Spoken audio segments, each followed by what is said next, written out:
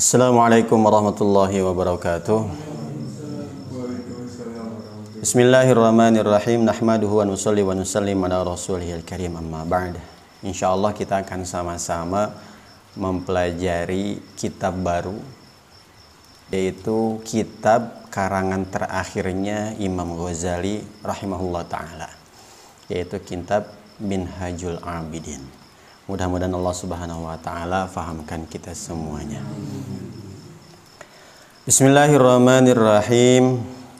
Qala Syekhul Faqih As-Salih Az-Zahid, berkata Syekh yang faqih, yang soleh, yang zahid, yaitu Abdul Malik bin Abdillah ghafarallahu lahu,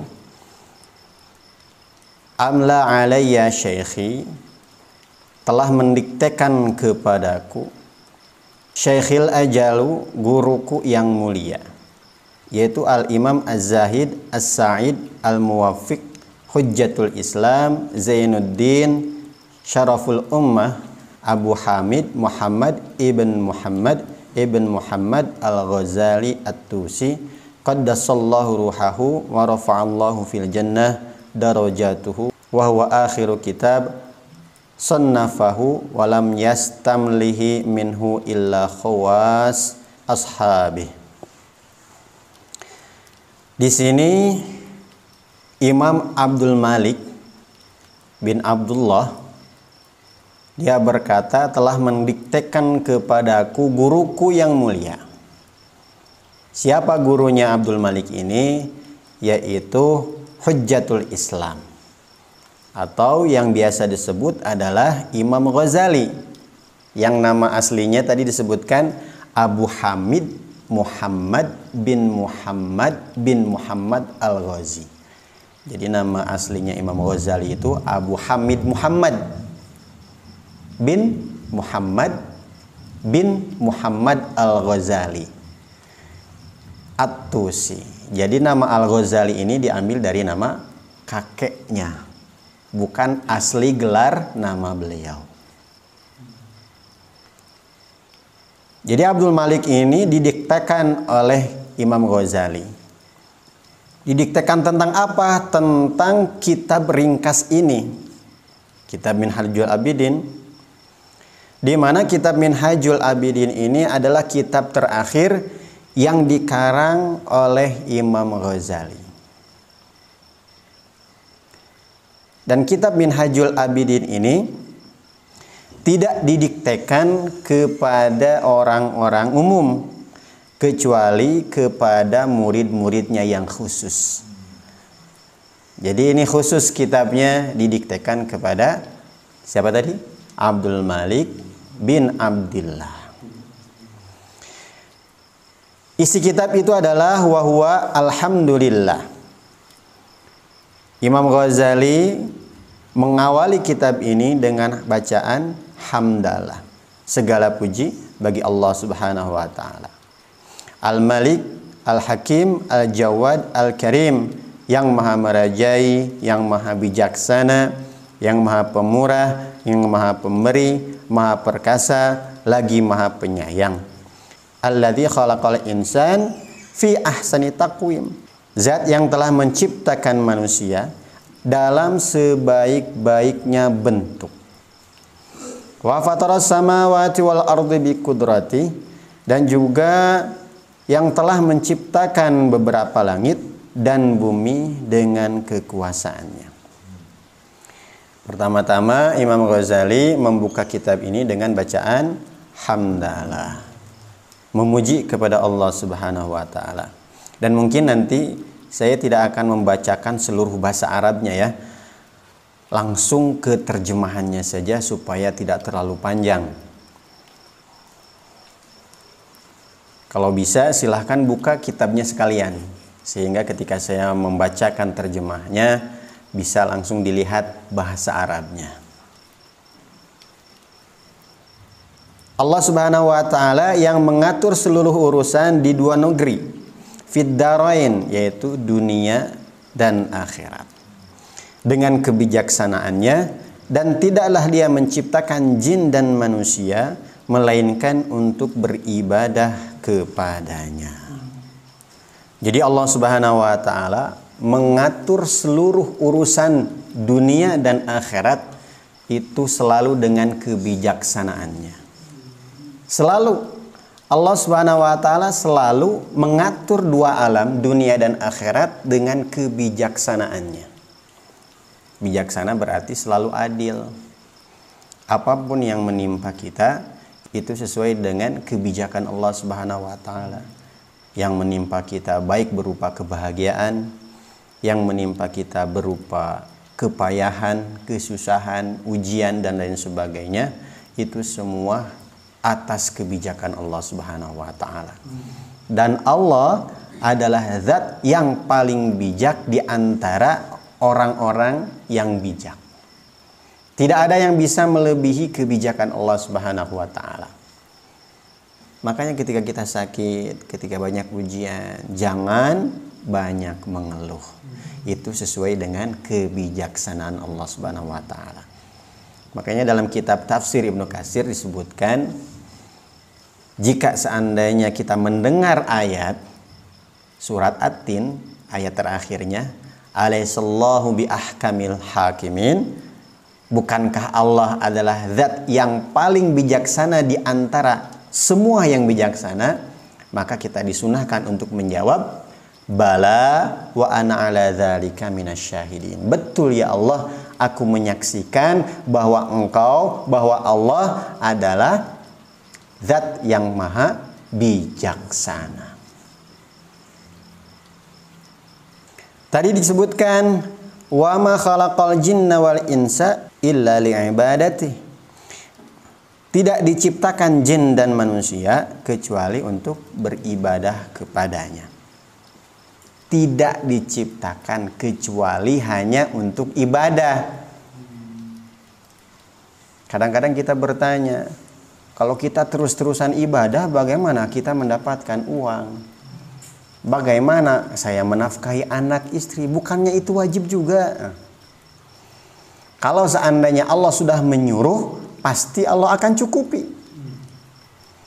Kalau kita yakin dalam taat kepada Allah ada keberkahan, maka semua kebutuhan kita akan dicukupi. Gak mungkin Allah Subhanahu wa taala nyuruh terus tidak dicukupi, gak mungkin. Contohnya kita menyuruh karyawan, kalau kita bos nih, tolong ambilin sesuatu di Lembang. Apakah disuruh dia untuk berjalan ke Lembang? Enggak. Nih kunci motornya, nih buat bensinnya. Setelah sampai dikasih upah. Kita pun sama, kalau disuruh sama bos pasti diberikan fasilitasnya. Begitu juga ketika Allah menyuruh kita ibadah, pasti diberikan dengan fasilitasnya. Karena ketika ibadah itu kita perlu hidup, perlu sehat, perlu uang untuk membeli baju, pakaian dan sebagainya, maka pasti dicukupi oleh Allah Subhanahu wa taala. Hanya saja kadang-kadang kita tidak yakin terhadap hal tersebut. Akhirnya terus-terusan dunia, ibadah sampai lupa. Bukan berarti larangan untuk bekerja, bukan. Cuman kita harus mendahulukan yang mana. Apa tujuan kita hidup di dunia? Untuk ibadah. Adapun pekerjaan adalah sebagai penunjang, bukan sebaliknya. Kerja habis-habisan, ibadah sisanya. Itu namanya terbalik. Kira-kira di dalam pekerjaan itu ada jaminan gak bahagia? Dalam harta ada jaminan gak bahagia? Belum tentu. Dengan banyaknya perusahaan, bisnis di mana-mana, ada jaminan gak kita bahagia, kita nyaman? Gak ada. Justru semakin banyak pekerjaan, semakin riweuh, semakin sibuk. Tetapi kalau kita taat kepada Allah, menjalankan semua perintahnya, menjauhi semua larangannya, ada nggak jaminan kebahagiaan? Ada. Kalau tidak bahagia di dunia, pasti bahagia di akhirat. Tapi kalau orang-orang benar ikhlas kepada Allah, beribadah total kepada Allah Subhanahu wa taala, Dia bekerja niatnya untuk ibadah juga, sehingga ketika datang waktu sholat dia tinggalkan dulu pekerjaannya karena tujuan bekerja adalah sebagai penunjang untuk sholat. Maka dijamin dia bahagia. Dan bahagia itu bukan karena banyaknya harta, tapi tenangnya hati.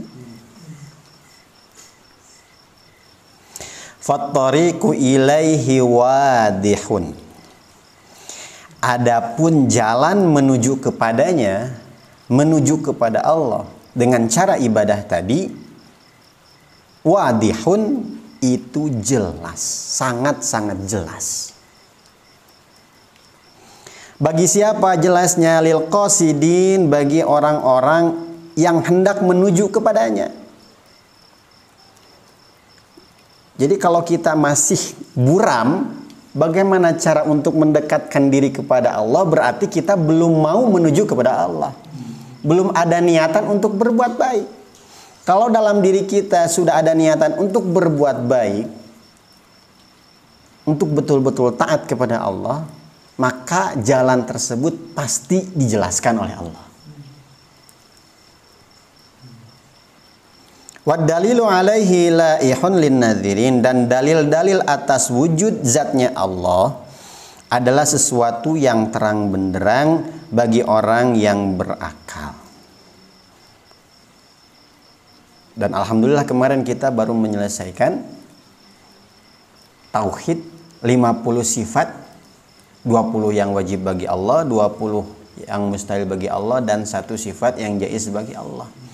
Itu harus kita buka lagi, pelajari lagi. Supaya apa? Supaya kita benar-benar mengenal kepada Allah Subhanahu wa Ta'ala. Jangan sampai kita nanti ketika ditanya oleh orang, kenapa kamu ibadah? Karena saya ingin masuk surga. Emang kamu ibadah sama siapa? Kepada Allah. Siapa Allah? Pokoknya Allah. Nah, jangan seperti itu. Kita harus tahu dalil-dalilnya. Apa dalilnya Allah wujud? Apa dalilnya Allah baqa? Apa dalilnya Allah qidam? Dan lain sebagainya. Walakinallaha yudillu may yasha wa yahdi may yasha. Akan tetapi Allah Subhanahu wa Ta'ala berhak untuk menyesatkan siapa saja yang Ia kehendaki. Jalan menuju Allah itu jelas, sangat-sangat jelas, tetapi Allah berkehendak untuk menyesatkan siapa saja. Maka kita berdoa kepada Allah, mudah-mudahan Allah tidak menyesatkan kita, selalu mendapatkan bimbingan dari Allah Subhanahu wa Ta'ala. Selanjutnya Imam Ghazali juga membaca sholawat, wassalatu ala sayyidil mursalin. Semoga curahan rahmat selalu diberikan kepada pimpinan para rasul, yaitu Nabi Muhammad sallallahu alaihi wasallam wa ala alihil abrar, dan kepada keluarga beliau yang berbakti, bersih lagi tersucikan, dan semoga Allah Subhanahu wa Ta'ala berkenan mencurahkan kesejahteraan dan pemuliaan kepada mereka semua hingga hari kiamat. Adzan dulu, insyaallah nanti kita lanjutkan pada Isya. Wallahu a'lam bishawab. Bismillahirrahmanirrahim. Qala al-musannif rahimahullahu ta'ala, i'lamu ikhwani, ketahuilah saudara-saudaraku, i'lamu ikhwani as'adakumullah wa iyyakum bimardatihi. Ketahuilah saudara-saudaraku, semoga Allah Subhanahu wa Ta'ala membahagiakan kalian dan juga membahagiakan aku dengan keridhoannya. Amin ya rabbal alamin. Anna ibadata, sesungguhnya ibadah, thamratul ilmi, adalah buah dari ilmu. Orang itu mau ibadah karena ada ilmu. Kenapa kita mau sholat? Karena tahu bahwa sholat adalah wajib. Maka nanti ilmu lebih diutamakan daripada ibadah. Karena sahnya ibadah perlu ilmu. Dan ibadah itu adalah hasil manfaat dari umur. Kalau kita tidak ibadah, umur kita tidak ada manfaatnya, tidak ada hasilnya. Perolehan bagi hamba yang kuat. Artinya hanya hamba-hamba yang kuat saja yang bisa beribadah. Kita bisa sholat berjamaah, kita bisa tholabul ilmi sekarang. Ini mudah-mudahan menunjukkan bahwa kita ini termasuk hamba-hamba yang kuat. Barang berharga bagi para wali. Barang berharga. Jalannya orang-orang yang bertakwa. Bagian untuk mereka yang terhormat. Kalau kita ingin terhormat di dunia dan akhirat, maka ibadah. Tujuan orang-orang yang mempunyai cita-cita. Jadi cita-cita tertinggi itu adalah bisa ibadah dengan sempurna. Bukan supaya jadi orang kaya, pengen ini, pengen itu. Tapi cita-cita kita yang terbesar adalah supaya ibadah kita bisa sempurna. Sempurna berarti benar, sempurna berarti diterima oleh Allah Subhanahu wa Ta'ala. Syiarnya orang-orang yang mulia. Tugas ar-rijal yaitu tugas ar-rijal atau para pria sejati. Pria sejati pasti ibadah.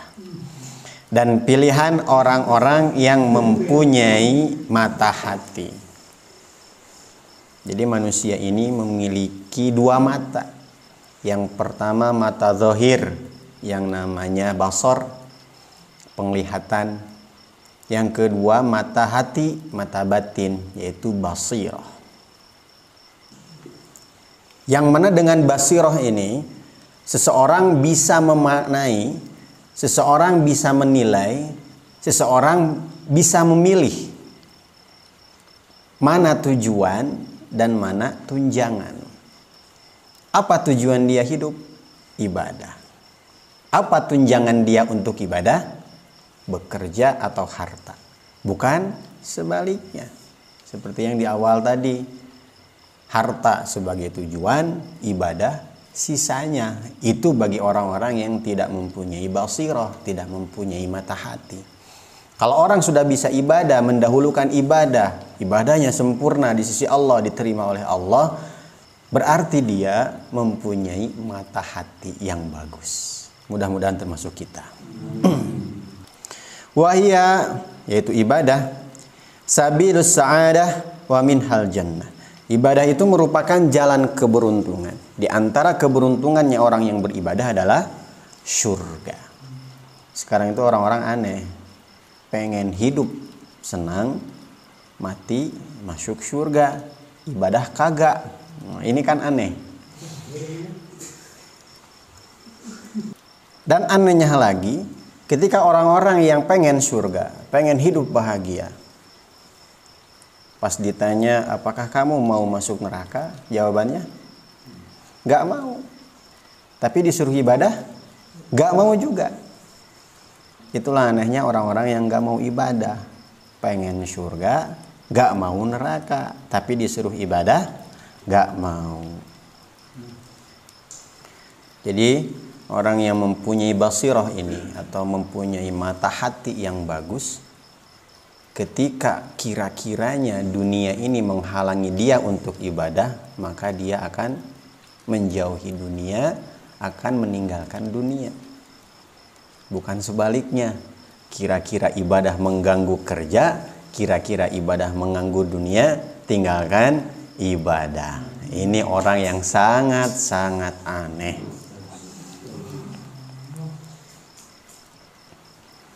Katanya pengen masuk surga. Ibadah hanya dijadikan sisa-sisa waktu saja.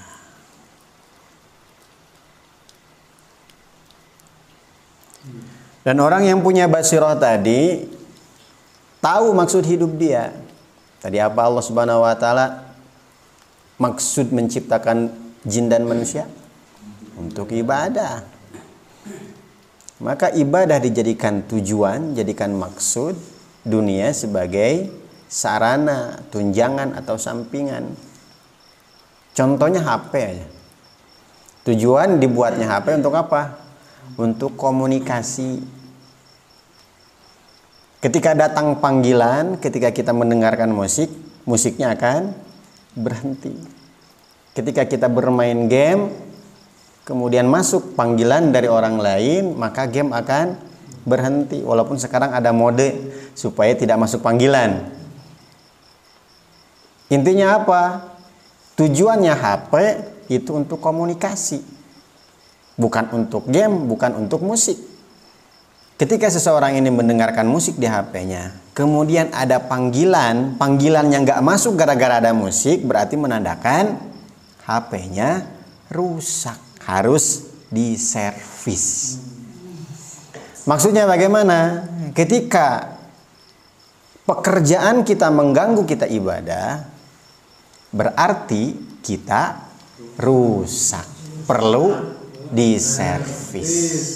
Diservisnya bukan ke bengkel, tapi diservis ke tempat-tempat pengajian dengan mengaji, dengan riyadhah dan lain sebagainya. Qala Allah Ta'ala wa ana rabbukum fa'budun. Quran surat Al-Anbiya. Allah Subhanahu wa taala berfirman, dan aku adalah Rabb kalian, Tuhan kalian. Fa'budun, maka ibadahlah kalian kepadaku, kata Allah. Rabb di sini bukan hanya sekedar artinya Tuhan. Kita pernah mudzakarah ini. Apa itu Rabb? Rabb itu yang mengawasi, yang menjaga, yang mengatur seluruh makhluk. Rabbul alamin, seluruh alam. Apa itu alam? Selain Allah. Yang selain Allah itu namanya alam. Seluruhnya diatur oleh Allah. Matahari bisa beredar pada porosnya itu karena diatur oleh Allah.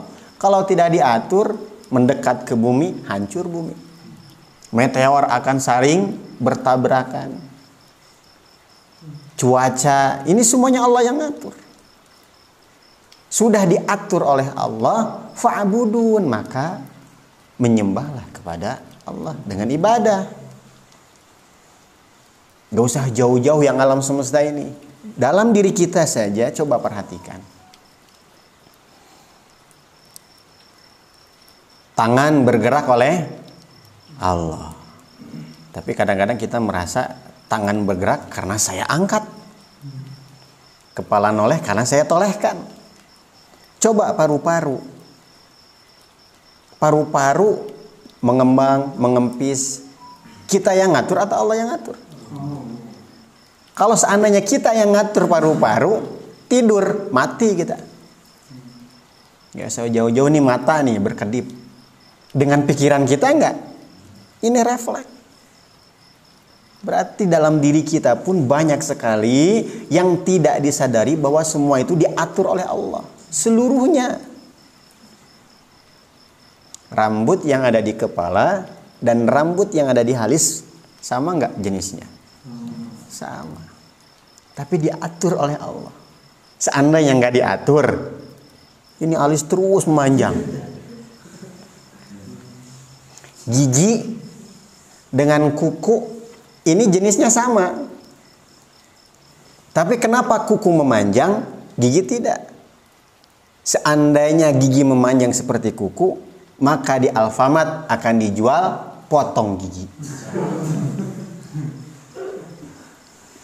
Ini bukan kita yang ngatur, tapi siapa yang ngatur? Allah. Diri kita, semua sekitar kita, dan seluruh alam ini diatur oleh Allah. Fa'budun, maka menyembahlah kalian kepada Allah. Berarti kalau orang-orang tidak mau beribadah kepada Allah, ini namanya tidak tahu diri. Contoh sederhana nih. Pak RW ngurus Tino. Dan ngurusnya hal-hal sepele. Ngasih makan. Jadi Tino gak usah kerja sehari-harinya. Dikasih makan terus oleh Pak RW.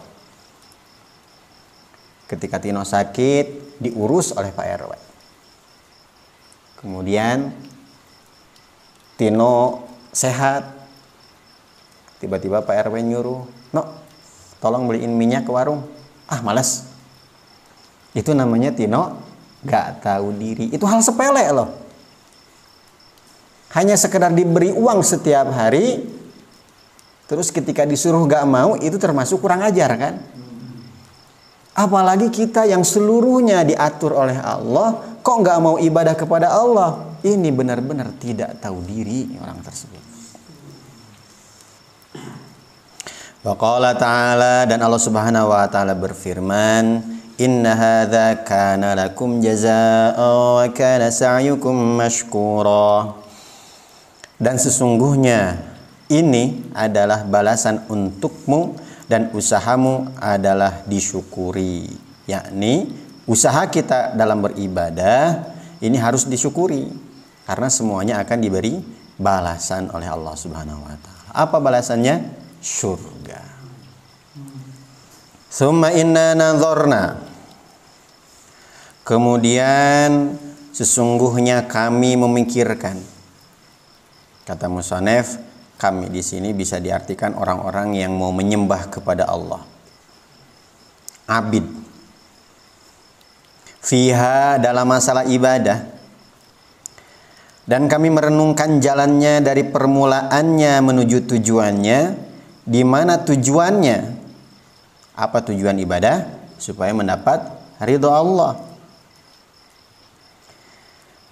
Tujuan tersebut itulah dambaan para penempuhnya.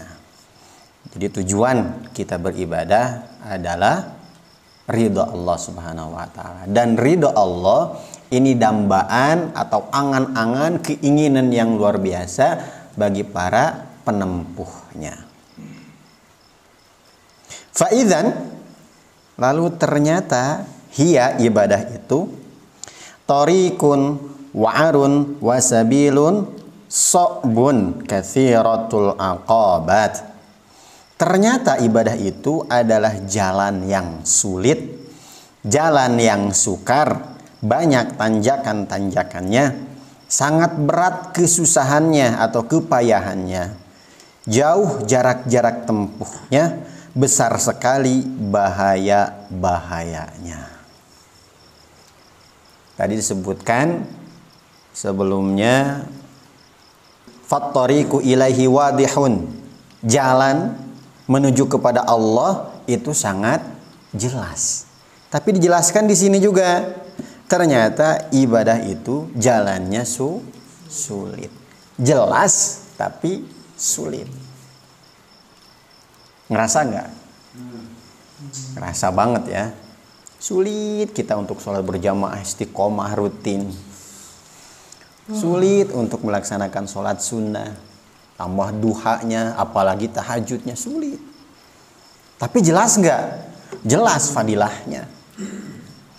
Sebagaimana tadi contohnya menuju tempat presiden, tempat gubernur. Jelas. Alamatnya itu jelas. Tapi untuk menemui presiden, menemui gubernur itu sulit. Bagi siapa sulitnya? Bagi orang-orang yang gak kenal sama presiden, bagi orang-orang yang gak kenal sama gubernur, sulit. Harus menemui dengan ajudannya, harus membuat surat perjanjian dulu. Harus ke sana, harus kemari, tanda tangan ini, tanda tangan itu. Gak mudah bertemu dengan gubernur, gak mudah bertemu dengan presiden. Kenapa? Karena kita gak kenal sama mereka. Gak kenal sama gubernur, gak kenal sama presiden. Tapi bagi orang-orang yang kenal dengan presiden, pembantunya, keluarganya, kira-kira mudah gak bertemu dengan presiden? Mudah. Artinya apa? Jalan menuju Allah itu jelas, tapi sulit. Bagi yang gak kenal kepada Allah. Tapi orang yang kenal kepada Allah, ngerti hak-haknya Allah. Siapa itu Allah dengan mempelajari 20 sifat yang wajib, 20 sifat yang mustahil. Atau mempelajari akidah yang benar. Kemudian kita menjalankan sungguh-sungguh perintah Allah.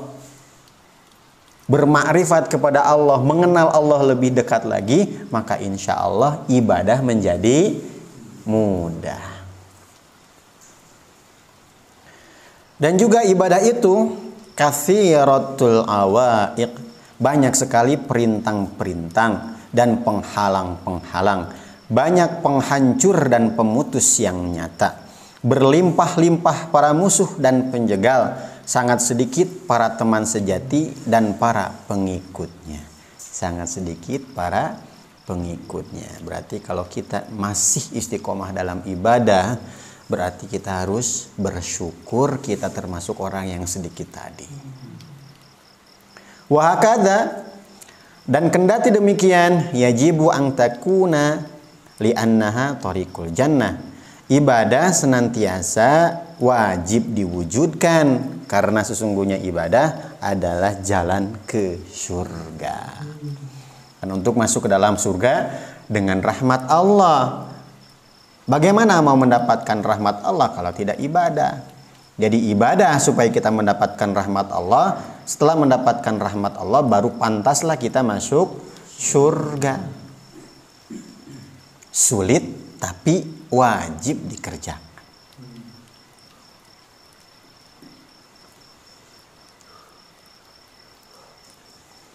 Fayasiru hadza tasdiqan lima qalahu sallallahu alaihi wasallam.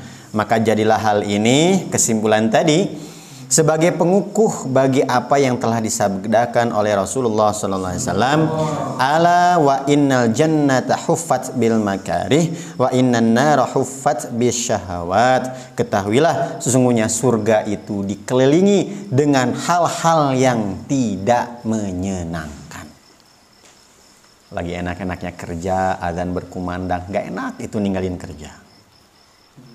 Lagi enak-enaknya bercocok tanam, azan berkumandang, gak enak gitu. Lagi sibuk-sibuknya, job banyak sekali, masuk bulan Ramadan, harus puasa, gak enak gitu. Namanya surga dikelilingi dengan perkara-perkara yang tidak disenangi. Apalagi tahajud, enak-enaknya tidur, harus bangun tahajud, berat, gak enak. Dan sesungguhnya neraka itu dikelilingi oleh hal-hal yang menyenangkan. Zina nikmat, ya. Judi nikmat, sampai kecanduan kan. Meninggalkan sholat enak pada saat itu. Nanti kerasanya waktu di akhirat. Wa qala sallallahu alaihi wasallam, ala wa innal jannata huznun bi rabwatin, ala wa innan nar sahlun bisahwatin. Ketahuilah sesungguhnya surga itu kesedihan dengan sebab ada di tanah tinggi yang terjal. Jadi Rasulullah mengibaratkan surga itu sebagaimana puncak gunung. Bang Herdi suka naik gunung nih. Terjal. Capek nggak?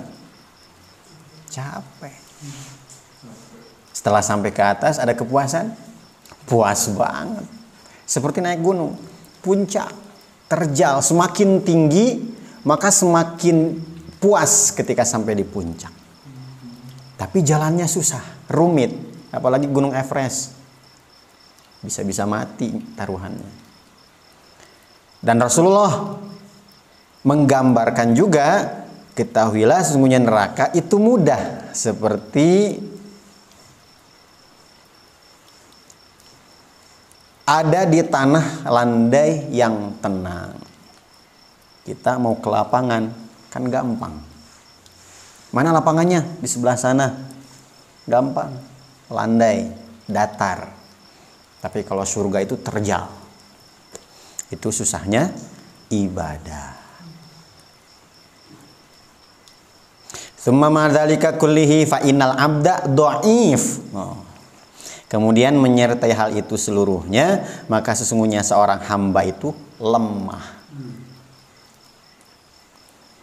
Sementara kondisi zaman hal yang menyulitkan. Urusan agama terus kembali mundur. Kesempatan itu sedikit. Kesibukan banyak.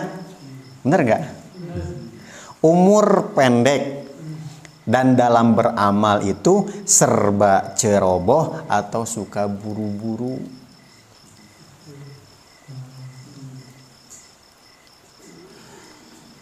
Hamba lemah, waktunya sedikit, ibadah buru-buru. pengen cepet-cepet selesai, pengen segera ke tempat kerjaannya lagi. Nggak zikir dulu, sholat sunnah dulu, Masya Allah. Padahal zat yang maha pemerhati senantiasa melihat ajal kian mendekat. Allahu Akbar. Perjalanan masih jauh. Ajal sudah dekat, perjalanan masih jauh, tapi ibadah buru-buru. Banyak sekali rintangannya, menyulitkan, kesempatannya sedikit. Dan ketaatan itu adalah bekal, maka mesti dipersiapkan darinya.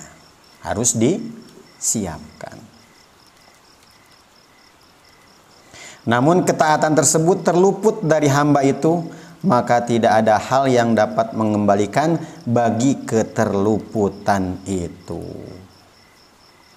Kalau seandainya kita melewatkan satu momen ibadah, maka momen tersebut tidak bisa diulang kembali. Contohnya terlewat tahajud, gak bisa dikerjakan besok. Ya besok masih bisa tahajud, tapi hari ini terlewat dan tidak bisa kembali lagi.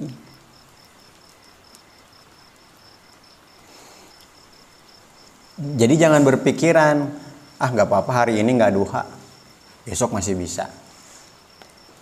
Hal seperti itu harusnya dikaitkan dengan dunia. Gak apa-apa sekarang gak kerja, besok juga masih bisa. Tapi masalahnya nggak bisa, benar nggak? Kerja harus hari ini full. Hal-hal yang lain nanti harus kerja dulu. Tapi ibadah nggak bisa kayak gitu, susah. Besok masih bisa ini, besok masih bisa ini.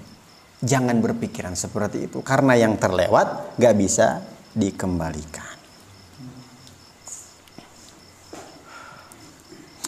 Faman dzafara biha faqad faza, maka barang siapa yang telah meraih ketaatan tersebut meskipun dengan kesibukannya, dia tetap istiqomah ke masjid, tetap istiqomah duhanya, tetap istiqomah tahajud walaupun waktunya sangat mepet, kondisinya sangat susah, niscaya ia beruntung dan sejahtera selama-lamanya dan sepanjang masa.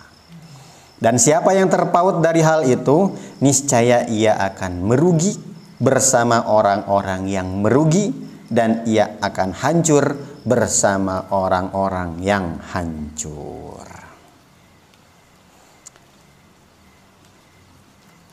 Maka jadilah urusan ibadah ini begitu penting. Jika demikian, demi Allah adalah hal yang sangat sulit dan kekhawatiran terhadapnya teramat besar. Kenapa disebut penting? Karena ibadah ini menunjukkan jati diri manusia. Makanya suka ada peribahasa memanusiakan manusia. Artinya membuat seseorang ini sadar bahwa esensinya dia diciptakan oleh Allah untuk ibadah. Makanya penting untuk dikerjakan. Dan ibadah itu penting karena dengan ibadah akan mendatangkan ridha Allah, akan mendatangkan rahmat Allah, dan menyebabkannya masuk ke dalam surga. Jangan jadi orang yang aneh, pengen hidup bahagia, meninggalkan ibadah, mati masuk surga. Ini namanya orang aneh. Karena itulah jarang orang yang menginginkan jalan ini dan sangat langka. Sangat langka sekali orang yang ibadah. Di antara 6 miliaran umat manusia, berapa orang Islamnya? 1,5 M. Berapa banyak Islam KTP-nya? Yang hanya sekedar di KTP-nya Islam, tapi sholat pada ditinggalkan. Adapun sholat, tapi sholatnya tidak sungguh-sungguh, tidak memaksimalkan, tidak berjamaah, tidak dengan sholat sunnahnya, tahajudnya. Jadi ini orang yang bisa meluangkan waktunya benar-benar untuk ibadah, untuk taat kepada Allah, ini orang-orang langka. Kalau kita pada posisi tersebut, disyukuri. Kemudian jarang orang yang menempuhnya di antara orang-orang yang ingin. Kemudian juga jarang di antara penempuh tersebut orang yang sampai kepada tujuan dan meraih akan sesuatu yang dicarinya. Contohnya penuntut agama, sedikit atau banyak? Lulus SD lebih banyak ke sekolah negeri atau lebih banyak ke pesantren? Kadang-kadang milih pesantren, tapi pesantren yang harus ada sekolahnya. Karena setelah sekolah saya mau lanjutkan kuliah. Setelah kuliah S1, S2, S3 dan sebagainya, tetap tujuannya dunia.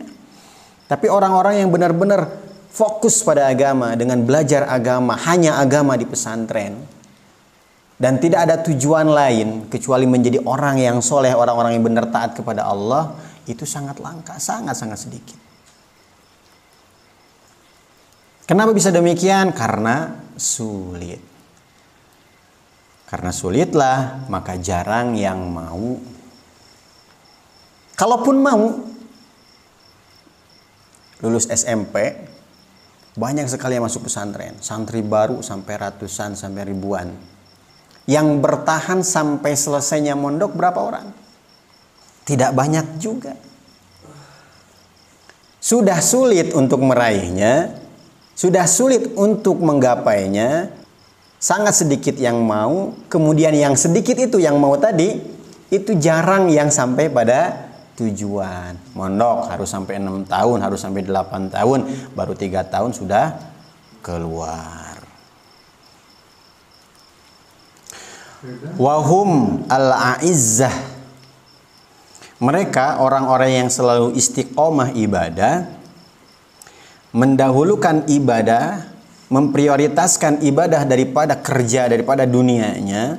Mereka adalah orang-orang yang mulia, yang telah dipilih oleh Allah. Bahasanya dipilih. Istofahumullah, Allah memilih mereka. Itu orang-orang yang mulia di sisi Allah Subhanahu wa taala. Mereka itu dipilih oleh Allah untuk dapat makrifat dengannya dan dapat mencintai Allah dengan sesungguh-sungguhnya. Dan Allah meluruskan mereka dengan taufiknya dan pemeliharaannya.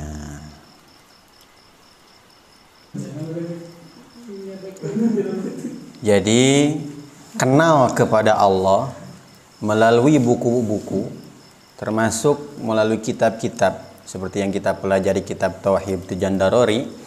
Ini adalah mengenal Allah melalui ilmiah, dengan cara ilmiah. Cuman untuk makrifat kepada Allah, kenal kepada Allah secara dzauqiyah, hati, perasaan, tidak ada cara lain kecuali dengan ibadah. Kita terus mempelajari tentang Allah. Kitab-kitab tasawuf kita buka, kitab-kitab tauhid kita buka, tapi ibadah enggak. Itu susah untuk mendapatkan makrifat kepada Allah Subhanahu wa taala. Tsumma awsalahum bifadlihi ila ridwanihi. Kemudian Allah menyampaikan diri mereka berkat keutamaannya, fadilahnya. Jadi kita bisa sampai kepada Allah itu bifadlihi. Ketika kita bisa ma'rifat kepada Allah bifadlihi. Apa maksudnya? Itu karena anugerah Allah. Bukan karena kekuatan kita, bukan karena kehebatan kita, tapi itu murni pemberian dari Allah untuk hamba tersebut. Maka kami mohon kepadanya yang maha agung perihal kebesarannya, semoga Allah berkenan menjadikan kalian dan kami tergolong mereka yang beruntung dengan meraih rahmatnya. Amin ya Allah ya Rabbal Alamin.